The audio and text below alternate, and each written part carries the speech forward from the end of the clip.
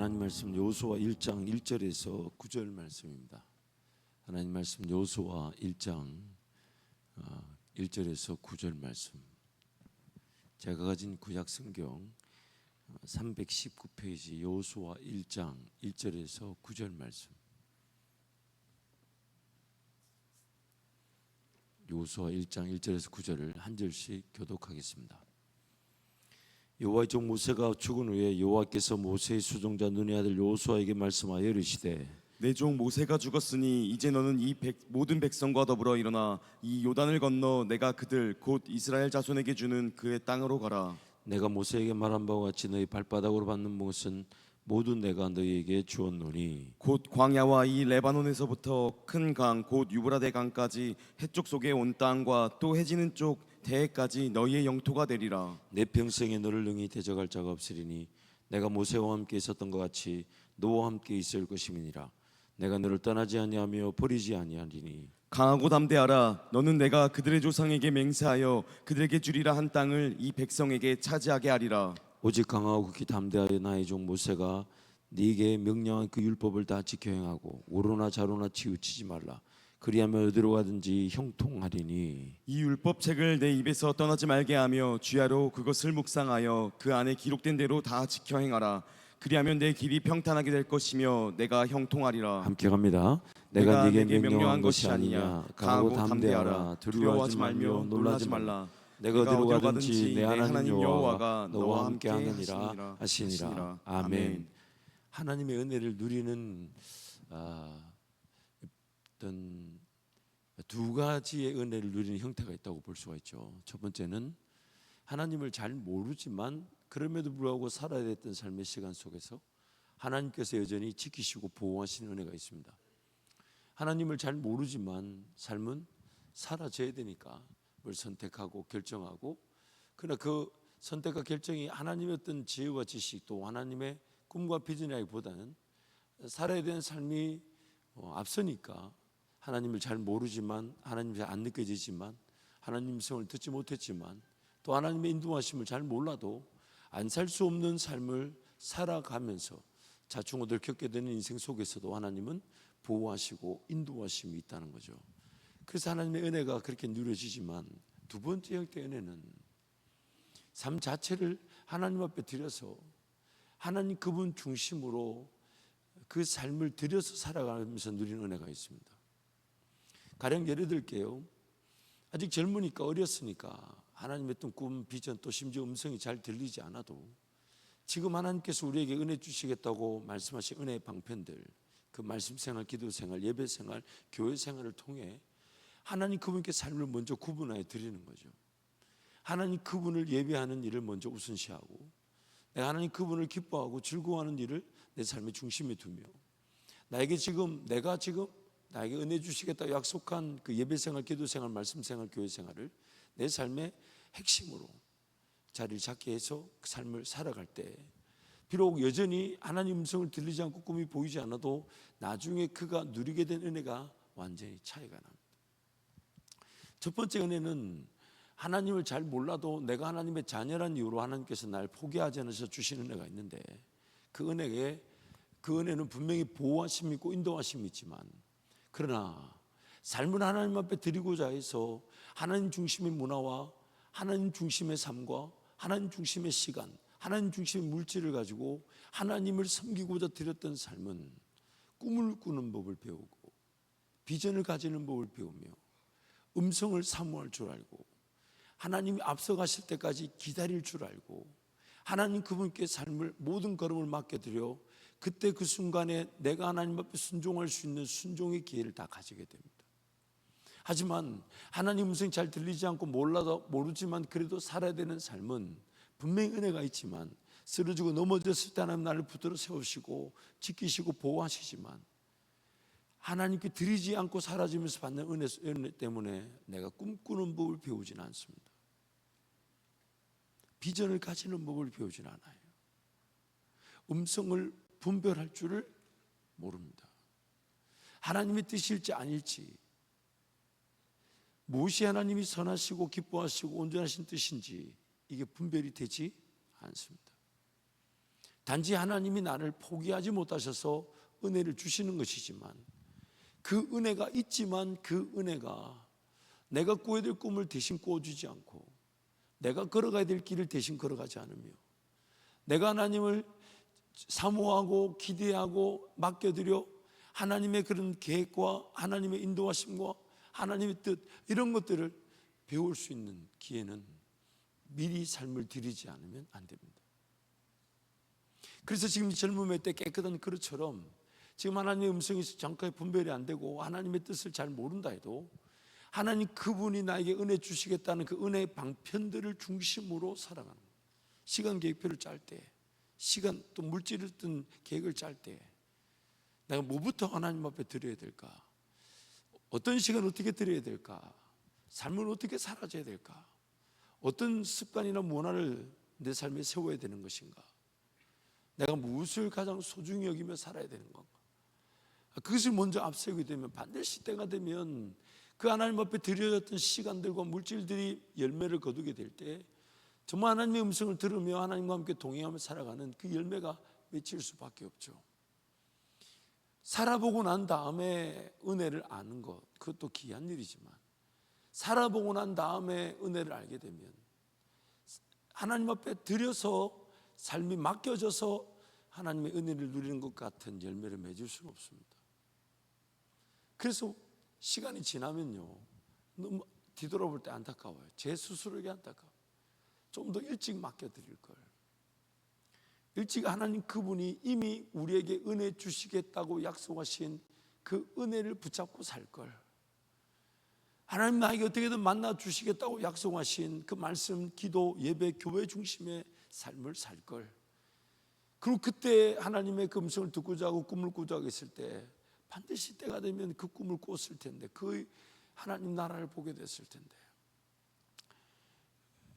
몇 번 여러분한테 강조하지만 이 젊었을 때 지금의 여러분의 실력은 여러분 평생에 여러분이 인정받을 실력을 갖추었다기보다는 여러분의 평생의 실력을 갖출 그 길을 이제 걸어가는 과정 속에 시작에 있죠.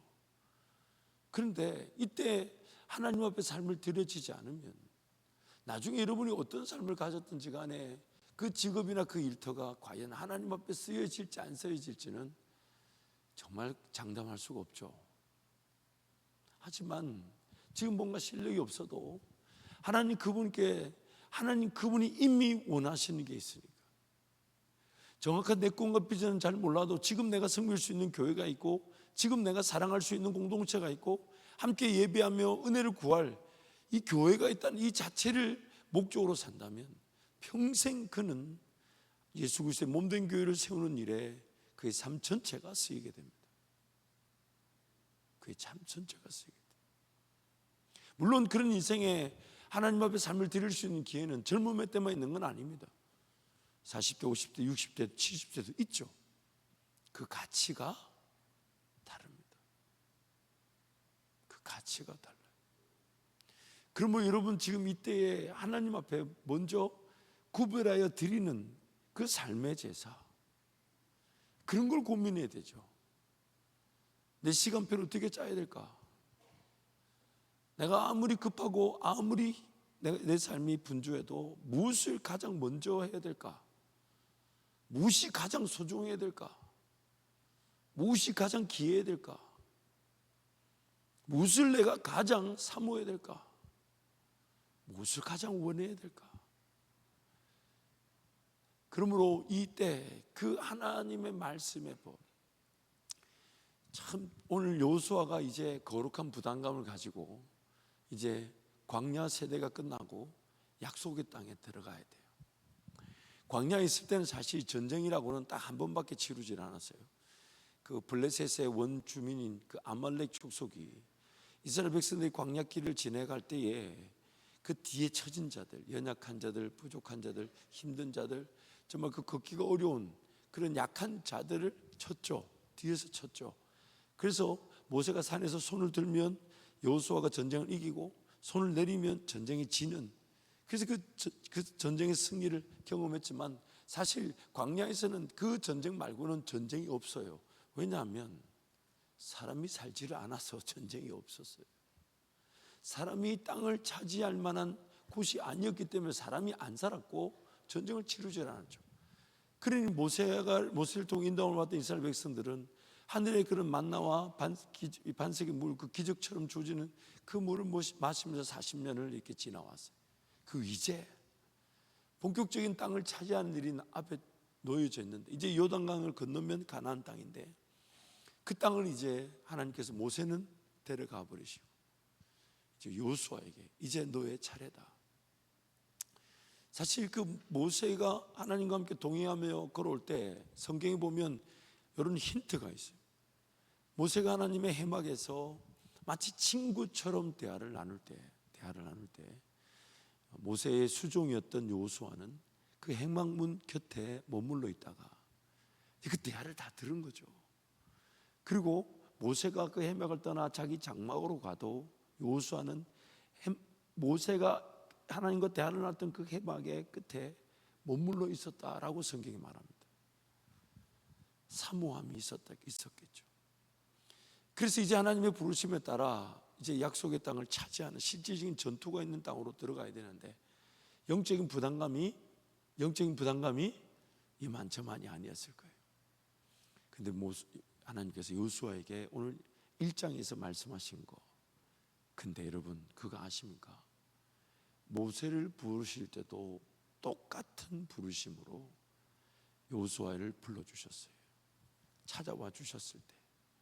그래서 오늘 모세에게 부르셨던 그 장면은 그 호렙산에서의 한 장면이지만, 요수아는 하나님께서 이제 마음을 담대히 하고 강하게 해라, 그리고 한 가지만 네가 지키면 되는데, 그것은 모세를 통해 주신 하나님의 율법의 말씀을 주야로 묵상하여 그것을 내 입에서 떠나지 말게 하며 내 발의 인도자로 삼으라.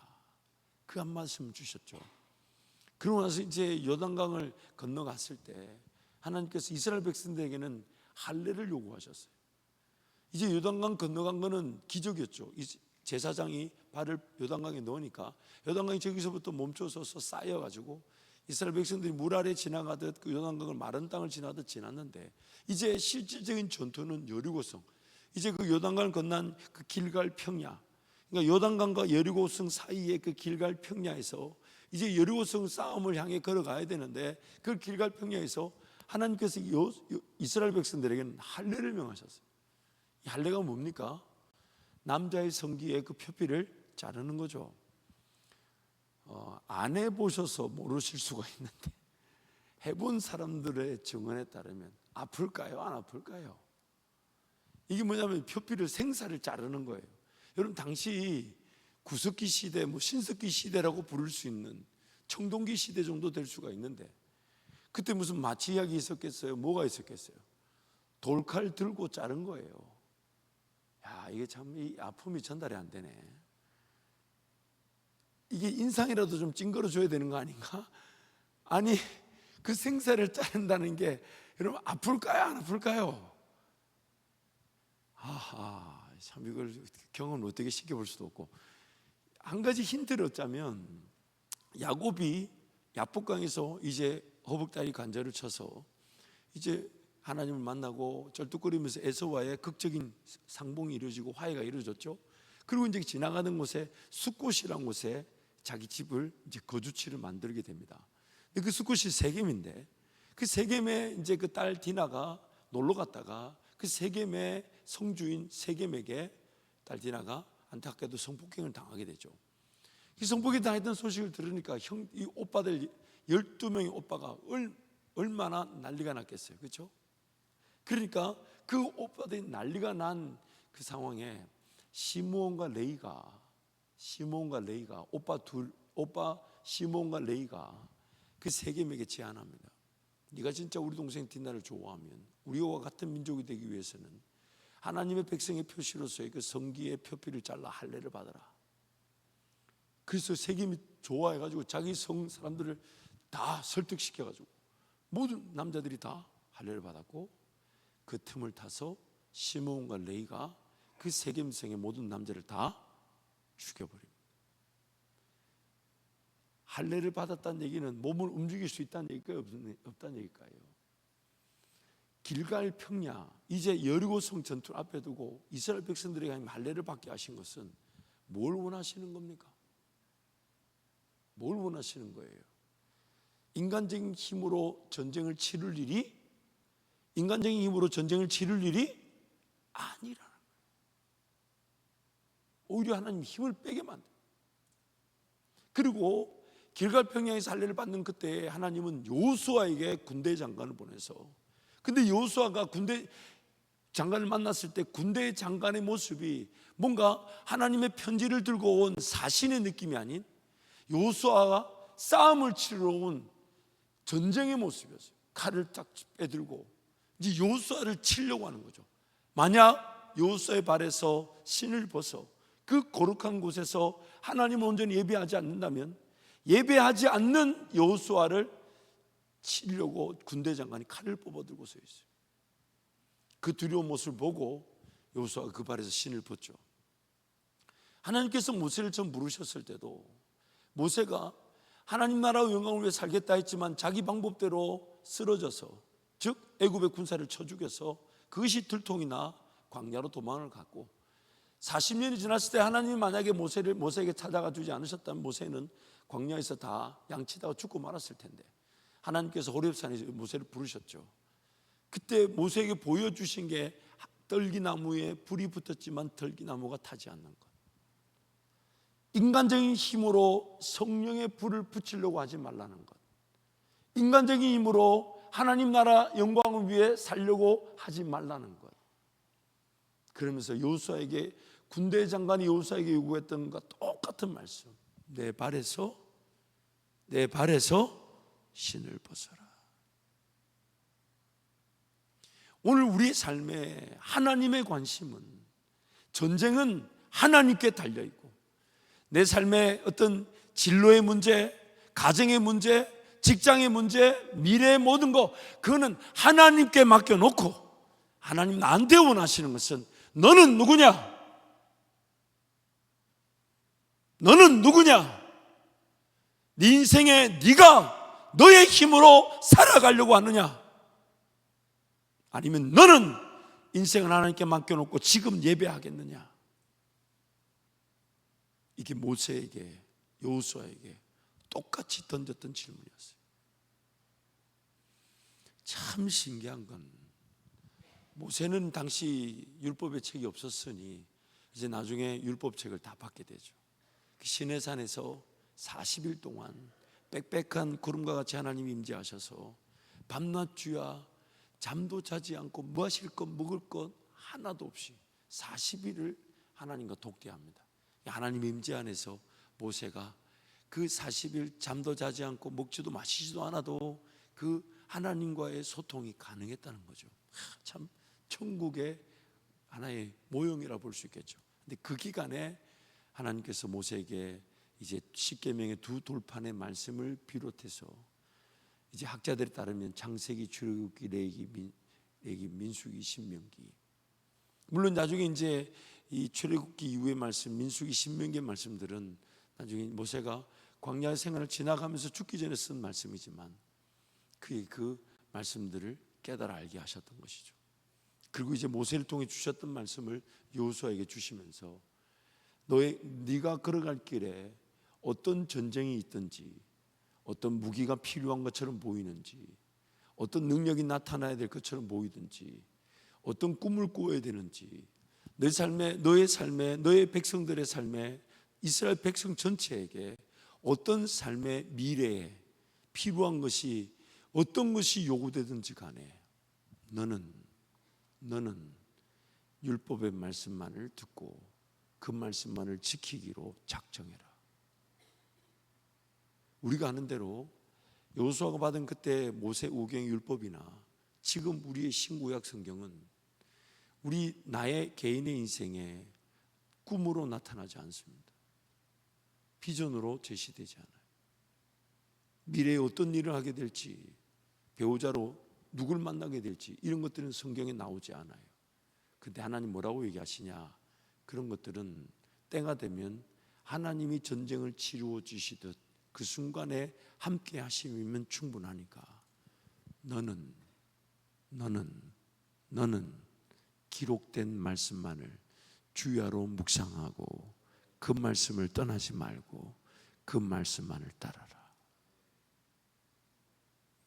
이것을 제가 지난 2월부터 4월까지 어떤 강조점을 두고 말씀을 정했냐면, 하나님 말씀을 통해 하나님 나라의 최대 장애물이 다름 아닌 나라는 거, 자신의 죄인됨을 모르고 자신을 지배하고 있는 죄가 얼마나 큰 능력인지를 모르고 여전히 그 죄의 위기와 위험 속에 죄를 지을 수밖에 없는 죄인임을 깨닫지 못한 채 인생을 살려고 하는 인생은 하나님의 꿈과 비전은커녕 그 죄를 모른 채 죄에 시달리고 죄에 모른 채 죄에 짓눌림을 당해 기어이 죄에 갇히게 됩니다.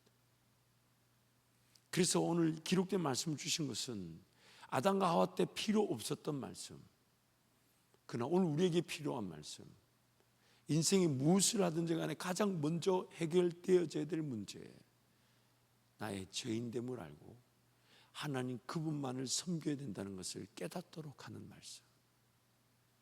그런데 그 죄인됨을 알고 정말 나에게는 예수님밖에 없구나, 예수님만 의지해야 되는구나 라는 것을 고백했을 뿐인데, 만나야 될 사람들을 만나게 하시고 걸어가야 될 길을 걷게 하시고 꿈을 꾸게 하시고 계획하게 하시고 시도하게 하시고 도전하게 하시고 순종하게 하셔서 하나님 그분의 은혜를 누리게 하시더라는 겁니다. 여호수아에게, 우리에게 그렇게 말씀하시는 거예요. 너 인생에 어떤 꿈을 꿔야 될지, 어떤 길을 걸어가야 될지, 어떤 직업을, 누구를 만나야 될지, 어떤 삶을 어떤 모습으로 어느 곳에서 어느 이 모든 것들은 성경에 나와 있지 않아요. 근데 하나님 이렇게 얘기하시죠. 여호수아에게 똑같이, 우리에게 똑같이, 그거는 나에게 맡겨놓고 너는 마음을 다하고 뜻을 다하고 힘을 다하고 목숨을 다하여 주 너의 하나님을 사랑하라. 이 기록된 말씀을 늘 주야로 묵상하고 이 기록된 말씀만을 따라라.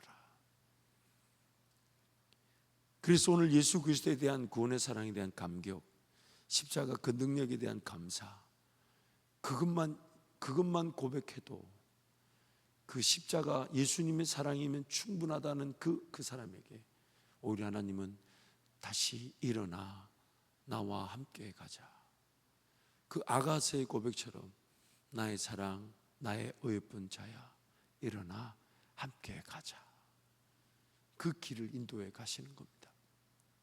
사랑하는 우리 청년 여러분, 여러분의 이 젊음의 때 지금 가장 하나님이 원하시는 것이 무엇인지 여러분 이미 다 알고 있습니다. 그러나 그것이 실제 생활의 어떤 습관과 문화가 되기까지는 적지 않은 훈련의 시간들이 필요할 거예요. 그러나 거기에 삶을 걸어 그 하나님과의 관계 중심의 삶을 위해, 즉 말씀 생활, 기도 생활, 예배 생활, 교회 생활, 내가 사랑할 자들을 사랑하고 주님이 원하시는 곳에서 주님을 예배하고 복음을 전하고자 하는 그 일을 중심으로 산다면 그건 이미 우리에게 허락하신 은혜이자 우리가 시간을 맞추고 무치를 맞출 수 있는 기준이 될 수 있으니까, 그것을 기준으로 산다면 길은요 나타나지 않을래야 않을 수가 없어요. 하나님의 인도하심은 보지 않을래야 보지 않을 수가 없어요. 심지어 한 번도 생각해 본 적 없고 한 번도 꿈꿔본 적 없는데 그 일을 보게 되고 그 일을 꿈꾸게 되고 그 일을 알아듣게 되고 그 일을 사모하게 되고 그 일을 계획하게 되는 거예요. 지난날의 삶을 쭉 뒤돌아봐서 하나님의 그 일하셨을 때를 이렇게 쭉 떠올려 보면, 야 정말 하나님 저 같은 게 뭐라고 그런 꿈을 꾸고, 그리고 그 사람을 만났을 때 그 하나님의 뜻을 깨닫고 또한 그 뜻이 그때의 그 방법으로 그렇게 실현될지는 정말 몰랐어요. 정말 몰랐어요. 그런데 오늘까지 인도되었던 삶을 보면 정말 하나님의 신묘막측한 인도하심, 하나님의 그 놀라운 그런 하나님의 때에 정확한 하나님의 방법대로 하나님의 뜻이 깨달아지게 하시는, 삼박자, 하나님의 때에 하나님의 인도하심의 뜻이 하나님의 방법대로 깨달아지게 하시는 거예요. 근데 그것이 예수 그리스도 그분을 통해 구원의 사랑의 감사가 있고, 예수 그리스도 한 분이면 충분한 줄 알아 그분만을 찾고 구하고자 했으며 예수님께 삶을 드렸을 뿐인데, 그 자리면 충분하다고 말했던 그 자리가 꿈의 시작이 되게 하시더라는 거예요. 그 예수님만을 좋아할 줄 모르고 예수님만을 의지할 줄 모르는데 성령의 꿈이 결코 나타나지 않습니다. 마치 고쳐야 될 질병이 있는데 그 질병은 뒤로 제쳐둔 채 지금 당장 걸을 수 있고 손으로 일할 수 있다는 마음으로 뭘 일하고 뭘 시도하고 뭘 도전하려는 어리석음과 같은 거예요. 아무리 해본들 그 안에서 점점 시간이 지나면 발견되지 못한 채 나를 죽여가는 그 질병, 그 죄라는 질병을 내버려 둔 채 세상살이에서 세상 사람들 살아가는 방식대로 이거 하고 싶다 저거 하고 싶다, 그런 어리석은 인생과 마찬가지인 겁니다. 그러므로 여러분, 지금 이 젊음의 때에 다른 그 어떤 것보다 하나님이 원하시는 그 한 가지, 말씀 중심의 삶, 예배 중심의 삶, 가르침을 받고자 하며 가르침대로 순종하고자 하는 삶, 그리고 그 교회 공동체, 사랑하는 이들을 사랑하며 사랑하는 이들과 함께 이 젊음의 때가 아니면 해볼 수 없는 그런 시도, 그런 사역의 시도를 통해 여러분 평생의 길이 준비되어지기를 축복합니다. 제가 2011년에 2010년 이제 연말쯤에 제가 달라스에 있을 때, 그때 유학 중인데, 사실 그 달라스에 섬겼던 베다니 장로교회 목사님, 지금 은퇴하셨는데 목사님이 저에게, 그때 제가 목사 안수도 받지 않았을 때인데 목사님 은퇴 이후에 그런 어떤 목회에 대한 얘기를 사실 하셨었어요. 제가 아직 목사 안수도 안 받고 전도사인데, 목사님, 물론 그 목사님의 은퇴는 그때로부터 생각해 보면 이제 정확하게 한 8년 뒤, 9년 뒤에 실제 은퇴하셨는데, 그러니까 한 8년 전에 저를, 전도사인 저를 붙잡아 놓고 이제 안수를 받을 거니까 이제 그 목사님 이후에 어떤 본인의 거치에 대해서, 그래서 저에게 이제 그 달라스 장로교회에서 했던 담임 목사의 역할에 대해서 기대치를 얘기해 주셨어요. 너무 감사했어요. 그 제가 달라스가 이제 하나님 날 부르신 곳인가.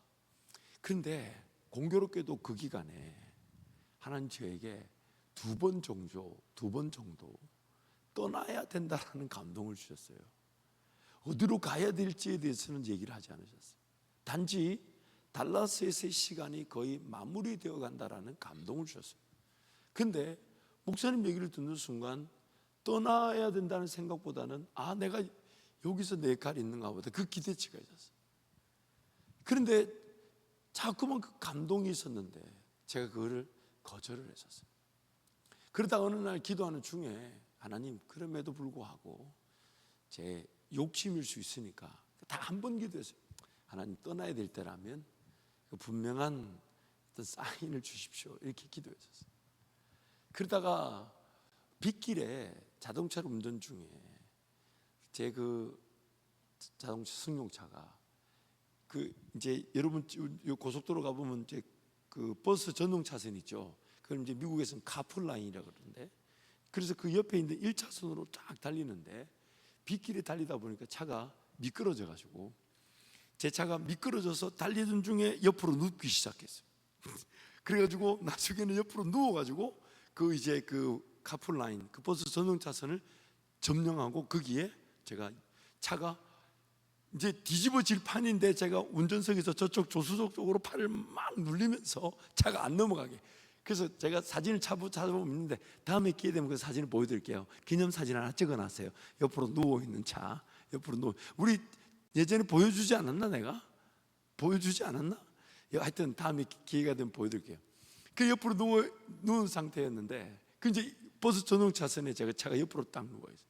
감사하게도 뒤에 오던 버스가 멈춰서서 그 막아줬기 때문에 추가 추돌 사고가 일어나지 않았어요. 왜냐하면 제가 버스 전용 차선을 점령했는데 뒤에서 오던 버스가 보고 미리 멈춰서 가지고, 그래서 1차선까지 미국 사람들 친절해요.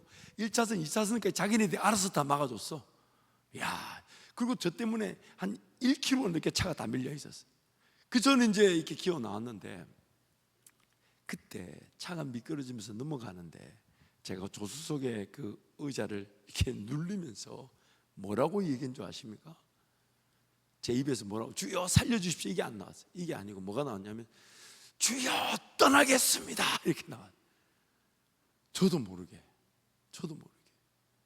그래서 차에서 나와서 제 사진을, 기념사진을 찍고, 마침 지나가던 우리 교인이 저를 발견해서 이제 차는 이제 보내서 폐차를 하고, 저는 이제 그 지사님 차를 타고 왔죠. 그리고 그 사고 났던 그날 바로 목사님 찾아가서, 목사님 제가 핸들을 붙잡고 주여 떠나겠습니다 했습니다. 이거 어떻게 하면 좋겠냐고. 그래서 목사님도 기도해 보라 했지만 일주일 내내 제 기도 제목은, 하나님 어디로 가야 됩니까? 어디로 가야 됩니까? 근데 마땅히 갈 곳이 없었어요. 그래서 일주일 뒤에 목사님 기도해 봤냐길래 기도했더니, 떠나야 될 때 마음은 여전히 강합니다. 그 어디로 갈 거니? 그건 이제부터 기도해 보려고 합니다. 이제 그러던 중에 그 버지니아에서 사역하던 사역단체 대표님이 저에게 이제 사역을 제안하셔서 2, 3일 만에 버지니아가 결정돼서 이제 버지니아를 갔다가, 그리고 버지니아에서 1년을 이제 살다가 다시 LA로 돌아왔어요. 버지니아에서도 그 선교든 사역을, 교회 사역을 가려고 했던 게 아닌데 선교단체 사역을 하니까 이제 주일날 출석가 교회에 출석가로 갔는데, 목사님이 선교단체보다 교회가 필요하니까 교회를 도와달라 해서 가는 데마다 얼마나 인기가 많은지, 정말 진짜. 아니 여러분이 무슨 그런 웃음을 짓고 있는지요. 그래서 그렇게 했지만 하나님께서 다시 LA로 떠나자 하셔서 이제 LA로 왔는데, LA에서 약 10개월 동안 하나님 분명히 LA로 가자 해서 왔는데, LA로 가게 된 분명한 계기도 있었어요. 시간 관계상 다음에 하기로 하고. 오늘 제가 얘기하고 싶은 게, LA로 왔는데 하나님 분명히 가자 해서 왔는데 사역이 다, 계획된 사역들이 다 취소되었어요. 그래서 10개월 동안 하나님 저 뭐합니까? 그게 제 기도 제목이었어요. 근데 그때 하나님께서 이제 새벽마다, 하나님 저 아무것도 할 수 있는 게 없습니다. 미국 사람도 아니기에, 합법적인 신분도 아니기에, 학생 신분이니까 일을 할 수도 없고, 그래서 교회 안에 사역하는 것 말고는 저에게 허락되어 줄 수 있는 일은 아무것도 없고, 아니면 다 불법으로 해야 되는데 불법으로 하기 싫고, 그래서 새벽 4시에 예배당 가서 12시까지 예배당 자리를 떠나지 않았어요. 갈 데가 없었어요. 할 수 있는 거라고는 하나님 앞에 매달리는 것밖에 없었어요. 자식 셋이 집에서 밥을 많이 먹는데 그게 부담스럽더라고. 왜냐하면 사역지도 없고 경제적으로 수입이 어디서 들어올지도 모르는데, 자식 셋은 엄마하고 밥을 꾸역꾸역 잘 챙겨 먹는 게 나는 그게 밉더라고. 그만큼 사람이 강박해지는 거예요. 그래서 갈 데도 없고 할 수 있는 게 없어서 새벽 4시에 교회 예배당에 가서 앉아서, 하나님 나 뭐 해야 됩니까? 2달 반을 그렇게 시간을 보냈어요. 2달 반. 할 수 있는 게 없었어요. 한국 갈까요?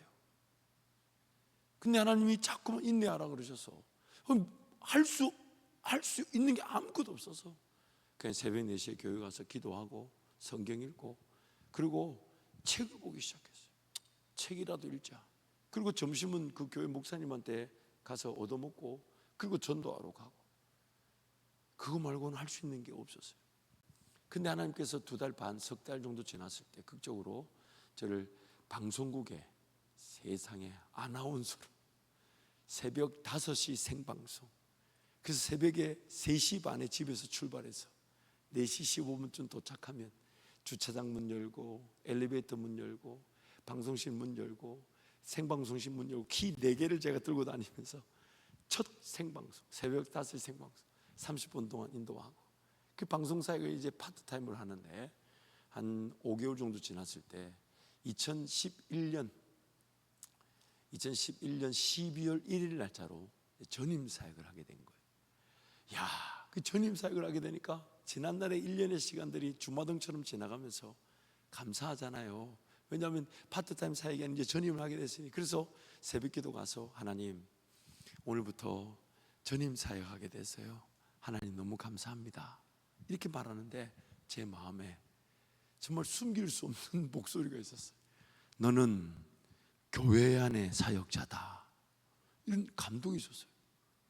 오늘 지금 방송국에 그동안 파트타임으로 일하다가 이제 오늘 첫날인 전임으로 첫날 출근하는데 첫 새벽에 기도하는데 너는 교회 안의 사역자야. 이게 제 마음에 얼마나 크게 들리는지. 그래서 이게 뭘까? 나 오늘 방송국에 이제 전임으로 첫 출근을 하게 된, 이제 사례비를 좀 어디서 생활비가 들어올지 전전긍긍하기보다는 전임 사회 가는 곳이니까 최소한의 어떤 경제적인 사례비는 주어지겠다, 이 기대감으로 감사합니다 했는데 너는 교회 안의 사역자야. 그래서 저 혼자 그날 그렇게 결론을 내렸어요. 새벽에. 그래, 이 방송국도 세상 광고 하나도 하지 않고 오직 복음만 전하니까 이 방송국도 교회야. 나는 이제 그 교회 안에 사역하는가 봐. 그렇게 이제 혼자서 이제 좀 찝찝한 마음이 있었지만 결론을 내리고 이제 출근을 했어요. 새벽 방송 마치고 앉아 있는데 이제 우리 대표 목사님이 저보고 첫 출근했으니까 아침 식사를 하자고. 그래서 이제 아침을 밥 먹으러 갔어요. 갔는데 거기서 목사님이 이제 이런저런 대화를 하다가 이렇게 물으셨어요. 김 목사님, 앞으로 김 목사님 계획은 어떻습니까? 이렇게 물었어요. 그 말이 뭐냐면 이제 방송 전임 사역하니 방송국 안에서 김 목사님 어떤 기도하며 계획하며 한번 해보고 싶은 일이 있습니까? 이런 걸 물은 건데 제가 그 말 떨어지자마자 정말 핸들을 붙잡고 주님 제가 떠나겠습니다라고 비슷한 말을 했어요. 그게 뭐냐면 새벽에 들었던 음성, 저는 교회 안의 사역자입니다. 나 그 말 하면서 내가 그 말을 내가 지금 이거 지금 그분이 나한테 지금 전임 사역을 제안해서 첫 출근했는데 지금 나는 이제 첫날인데 교회 안의 사역자입니다. 그 말을 나도 모르게 그 말을 했어요. 분위기가 한 5분에서 10분 동안 정적이 흘렀어요. 정적이 흘렀어요. 목사님도 한참 고민하셨던 것 같아. 도대체 저 인간이 저 말을 왜 했을까? 나는 분명히 새벽에 그 음성이 있었지만 복음방송도 방송국도 복음만 전하니까 교회야 라고 결론 내렸지만 그게 아니었던 거예요. 그게 아니었어요. 그래서 집에 와서 이제 아내가 묻는 거 오늘 첫날 어땠냐고. 근데 이런 일이 있었다고 쭉 얘기하니까 아내도 하는 말이 당신은 교회 안에 있을 때가 제일 행복했어. 교회 안에 있을 때가 제일 행복해. 즉 방송국이 교회 안이 아니었다는, 아내조차 그렇게. 그래서 그날부터 기도하기 시작했어요. 하나님, 우리 교회 안으로 들어갈 수 있도록 도와주세요. 방송국 전임으로 첫 출근하는 그날 저녁에 교회 안으로 돌아가게 해주세요. 근데 그 기도가 2012년 1월 지나고 2월 지나니까 그 기도가 믿어졌는지 기도 자리에서 하나님 2012년 이 한 해가 다 가기 전에 교회 안으로 가게 해주세요. 그리고 한 2달 있다가 제 기억에 한 3월 4월 정도 됐을 때 하나님 이양 가는 거 이미 마음은 믿어졌어요. 2012년 이 1년 이 한 해가 가기 전에 내가 교회 안에 사역자로 돌아갈 것이 하나도 보이지 않았고 하나도 나타나지 않았지만 기도의 자리에서 그게 믿어져 가지고 하나님 교회로 돌아갈 때 작년 사역도 좋겠지만 청년부 특히 대학부 사역을 하게 해주세요. 그렇게 기도했어요. 그런데 이제 우리 원룸 목사님 만남이 있었고 이제 그런 한 두세 번 정도 목사님 뵀었고 목사님도 저에게 어떤 사역의 제안을 했었는데 그 사역의 제안이 이제 목사님 3, 4년 뒤에 은퇴인데 저를 그 후보자 중에 한 사람으로 놓고 기도해도 되겠냐. 그때 한 2분 정도 후보자가 있으셨어요. 그리고 저까지 이제 3사람이 된 거죠. 그런 얘기가 있었었는데 10월 달에 뜬금없이 전화가 오셨어요. 10월 달에 전화 와서 새벽 한국 시간으로 새벽 3시 그리고 제가 시계를 보니까 이게 한국 시간 새벽 3시인데 그 전화를 이제 받았는데 목사님이 어떤 공부도 좋고 어떤 미국에서 사역의 기회도 좋겠지만 한번 한국에 들어와서 우리 교회에서 사역하면서 한바제일교회 후임 담임 목사에 대한 하나님의 뜻을 보면 어떻겠냐 이렇게 얘기하셨어요. 근데 처음에 그 얘기를 들었을 때는 사실 그렇게 와닿지가 않았어요. 그래서 보통 이제 대화 나누다가 여러분 거절하기 힘들 때 하는 말이 있죠. 무슨 말이죠? 기도해 보겠습니다. 그날 기도 안 했어요. 아내한테도 얘기 안 했어요. 왜냐하면 저부터 그렇게 마음에 와닿지 않았으니까. 근데 그 다음날 새벽 2시 반인데 또 전화가 왔어요. 한국 새벽 2시 반이. 참 여러분 기도하는 사람 절대 못 이깁니다. 새벽 2시 반인데 또 어제 전화했는데 오늘 또 전화해가지고 이렇게 딱 얘기해요. 지금 대학부 사역자가 사임하기로 했으니까 2013년 이 한 해가 가기 전에 대학부 사역자로 와주면 좋겠습니다. 목사님 저에게 순서대로 얘기하셨어요. 어디로 갈지 어떤 곳에 사역이 펼쳐질지 몰랐어요. 단지 저는 약 1년의 시간 동안 2012년 이 한 해가 가기 전에 교회 안으로 그리고 그것도 가게 된다면 대학부 사역을 해보게 해달라는 기도를 했을 뿐인데 하나님이 한국 한밭제일교회에서 그렇게 사역을 제안할 줄 몰랐어요.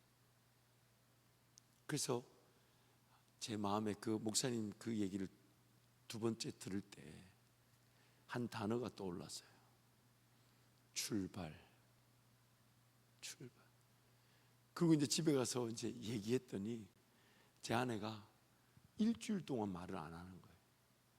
왜냐하면 11년 미국 살았고 애 셋이 한국말도 잘 못하는데 걔네들 다 데리고 이제 다 정리하고 그리고 가는 것도 뭐 담임 목회에 대한 어떤 그 모든 약속이 결정되어 있는 것도 아니고 대학부 사역 그러면 미국에서도 할 수 있는 건데 왜 굳이? 그러면서 나중에 일주일 뒤에 이제 보따리 싸면서 저한테 화를 내면서 했던 말이 미국에서라고 기도했었어야 되는데 그걸 빼먹어가지고 한국에서 사역하게 됐다면서.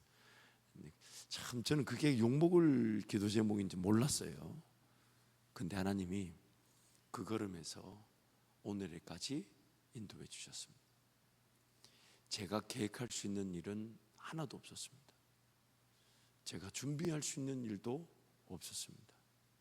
단지 그 순간에 하나님 음성이면 충분한 줄 알았고 하나님께 매달리기만 하면 하나님 반드시 내 길을 인도하실 것이라는 그 하나밖에 없었어요.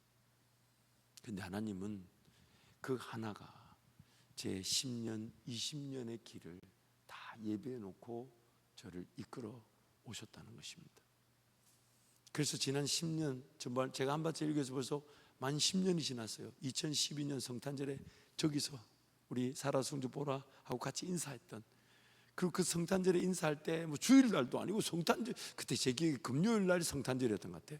그 성탄절 인사하는데 정말 여러분들의 그런 불신의 눈초리, 야 그거 저 생생하게 기억합니다. 물론 그땐 여러분 없었어요. 그 누가 여기 요 특히 요 장로님들 싹 다 기억하고 있지. 그 눈빛. 물론 대부분 다 은퇴하셨어요. 근데 하나님께서 그 시작에서 오늘까지 인도하셨잖아요. 그리고 이제 저는 지난 10년의 삶을 볼 때 앞으로의 10년에 대한 기대가 있습니다. 그리고 그 기대 때문에 그냥 어쩔 수 없이 살고 난 다음에 하나님을 만나는 그 어리석은 인생이 아니라 내가 지금 하나님 나한테 뭘 원하시는지, 근데 그 원하시는 건 여러분이나 저나 똑같습니다.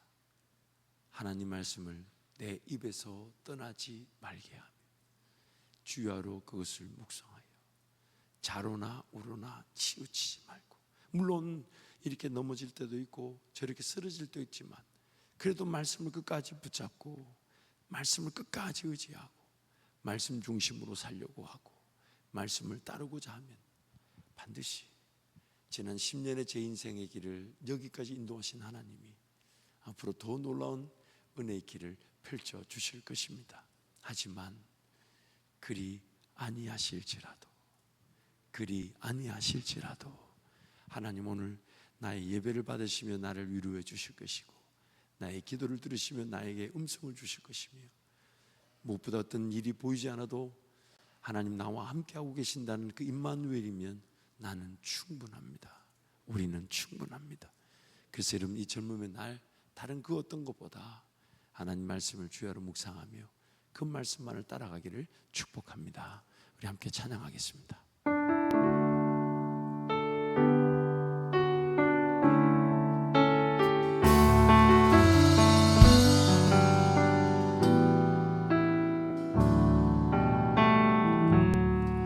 주님 말씀하시면 내가 나가리다.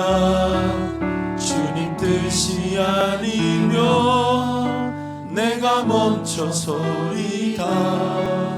나의 가고 서는 것 주님 뜻에 있으니 오 주님 나를 이끄소서. 주님 말씀하시면 주님 말씀하시면 내가 나가리다. 주님 뜻이 아니면 내가 멈춰서리다. 나의 가고 서는 것 주님 뜻에 있으니 오 주님 나를 이끄소서. 뜻하신 그곳에 나 있기 원합니다. 이끄시는 대로 순종하며 살리니 연약한 내 영혼 통하여 일하소서. 주님 나라와 그 뜻을 위하여 뜻하신 그곳에 나 있기 원합니다. 이끄시는 대로 순종하며 살리니 연약한 내 영혼 통하여 일하소서. 주님 나라와 그 뜻을 위하여 오 주님 나를 이끄소서. 한 번 더 찬양할까요? 주님 말씀하시면 내가 나가리라. 주님 뜻이 아니면 내가 멈춰서리다. 나의 가고 서는 것 주님 뜻에 있으니 오 주님 나를 이끄소서. 뜻하신 그곳에 나 있기 원합니다. 이끄시는 대로 순종하며 살리니 연약한 내 영혼 통하여 일하소서. 주님 나라와 그 뜻을 위하여 오 주님 나를 이끄소서. 오 주님 오 주님 나를 이끄소서. 삶을 뒤돌아보면 제가 뭔가 하나님의 뜻을 깨닫고 그래서 그것을 품고 계획하며 순종하며 그 이루어진 일이 있지만 그것은 거의 대부분 복음을 전하고 교회를 섬기고 영혼들 사역하는 일에 쓰였습니다. 근데 하나님이 제 인생의 길, 개인의 길을 인도하실 때 꿈을 꾸고 계획하고 기도로 인도되어졌던 적이 단 한 번도 없었습니다.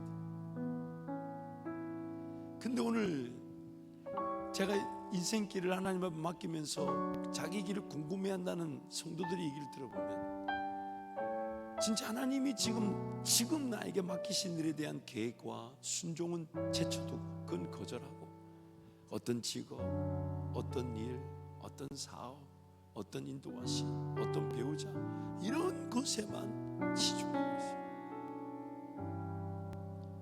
막혔어요.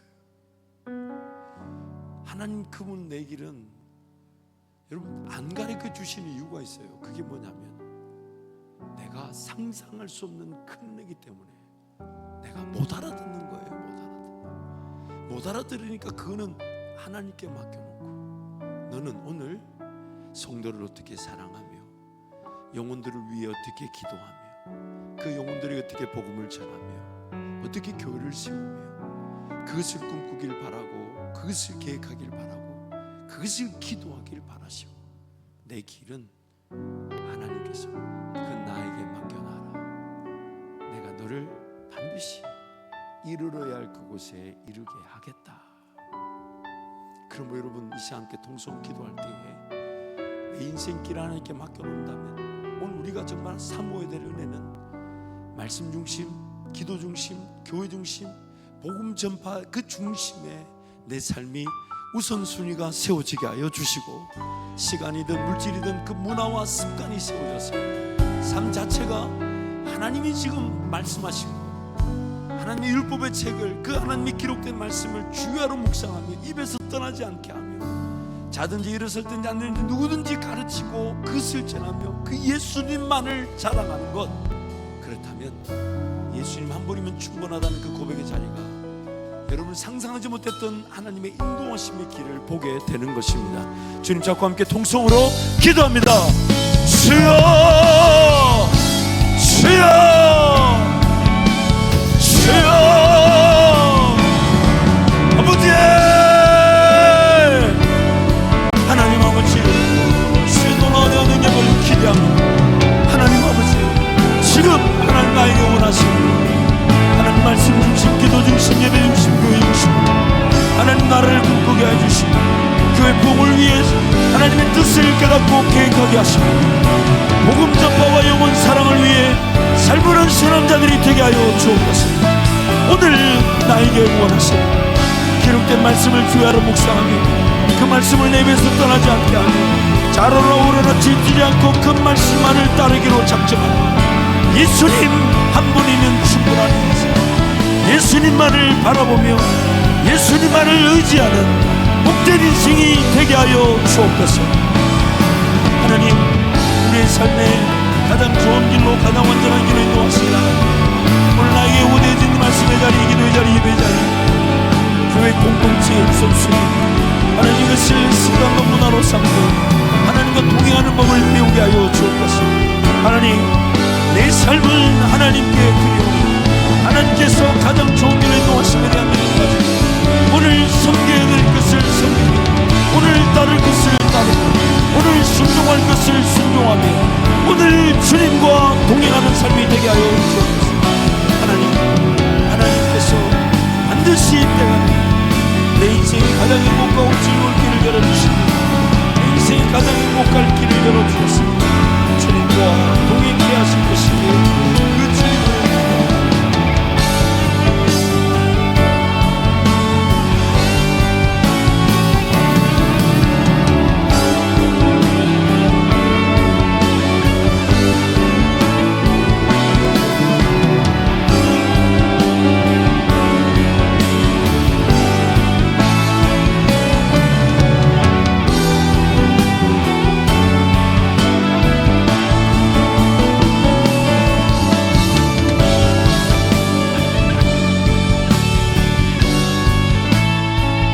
예수 이름으로 명령하고 선포합니다. 인생의 길을 찾는다는 이유로 오늘 주님 중심의 삶을 놓치게 만드는 욕심과 정욕과 마귀의 공격은 떠나갈지어다. 하나님 아버지 내 인생의 길이 어떠하든지 간에 가장 좋은 길로 가장 완전한 길로 주님이 인도하실 것을 믿고 오늘 따를 것 하나님의 말씀을 주야로 묵상하며 그 말씀 붙들고 살아가며 그 말씀에 따라 사랑하며 그 말씀에 따라 섬기며 그 말씀에 따라 교회를 위해 헌신하며 그 말씀 따라 복음을 전하며 그 말씀이신 예수님 그 한 분이면 충분한 오늘 주님의 말씀에 붙들려 사는 인생이 되게 하여 주옵소서. 우리 인생이 어떤 일 어떻게 펼쳐지든 주인 되신 주님께서 더 놀라운 길을 예배해 놓으셨음을 믿고 오늘 주님 사랑하며 주님을 섬기며 주님 한 분이면 충분한 청년의 때가 되게 하여 주옵소서. 예수님 이름으로 축복하며 기도합니다. 아멘.